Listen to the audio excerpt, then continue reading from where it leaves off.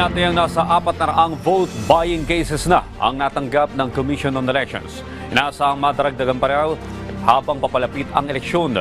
Si Luisa Erispe sa detalye. Sa litratong ito, makikita ang isang SUV na may regular na plaka at may nakalagay na Good Governance Benguet na sticker sa mga pintuan. Sa isang tingin, walang kapuna-puna rito. Pero kung tititigan, mapapansin na tinakpan pala ang pulang plaka nito at may nakalagay na magnetic sticker sa markang for official use only. Dahil dito, sinampahan ng disqualification case ang isang tumatakbong kongresista sa Benguet na gumamit umano ng sasakyan para sa kanyang pangangampanya. Batay sa petisyon, lumalabas na pang-aabuso ng pondo ng bayan ang ginawa ng kandidato. Walang komento ang sinampahan ng reklamo, pero si COMELEC Chairman George Erwin Garcia, hindi anya magdadalawang isip na madiskwalipika ang ganitong uri ng kandidato kung totoo ang mga aligasyon. Maaari yan ay sasakyan lamang ng barangay, o maaari yan ay panghakot ng basura, o maaari yan ay ginagamit sa kung anuman ng mga barangay, ng mga LGU. Abuse of state resources po yan. Hindi naman po para gamitin sa pamumulitika at pangangampanya. So again, nag-disqualify na po kami dati, hindi ba?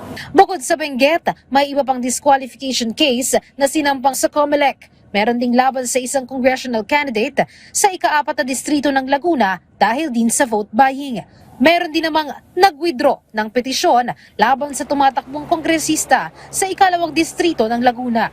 Sa bilang ng COMELEC, tinatayang nasa 400 na ang vote buying cases na isinumite sa kanilang opisina. Kung manalo ang kandidatong may kaso, pwede silang hindi maproklama.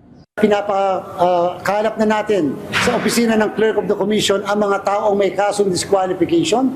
Pinapa-analyze na namin sa dibisyon ng COMELEC sino ang may mabibigat na ebidensya laban sa kanila upang mapag-aralan yung posibilidad na magsususpend ng proclamation sa mga kandidatong ito kung sakasakaling sila ay mananalo. Inaasahan naman ng COMELEC, madaragdagan pa ito habang papalapit na ang halalan. Lalo na, 1 linggo na lang ang bibilangin bago ang botohan at 5 araw na lang ang kampanyahan. Pero kahit inuulan sila ngayon ng petisyon, sabi ng COMELEC, halos patapos na sila sa paghahanda para sa eleksyon. On time at walang palyat sa deployment ng automated counting machines, pati na rin sa final testing and sealing. So far, on time po tayo lahat sa ating pong mga ginagawa. Ang ACM ay halos nasa mga 98% na deliver ang ating mga ACM sapagkat kinakailangan po ito i-deliver ng ating mga election officer mula sa ating pong hub, i-deliver ito sa mga local COMELEC natin. Inaasahan naman na huling araw na ng deployment ng mga balota at dadalhin ito sa iba't ibang panig ng Metro Manila. Matapos nito, planchado na ang preparasyon para sa May 12. Luisa Erispe para sa Pambansang TV sa Bagong Pilipinas.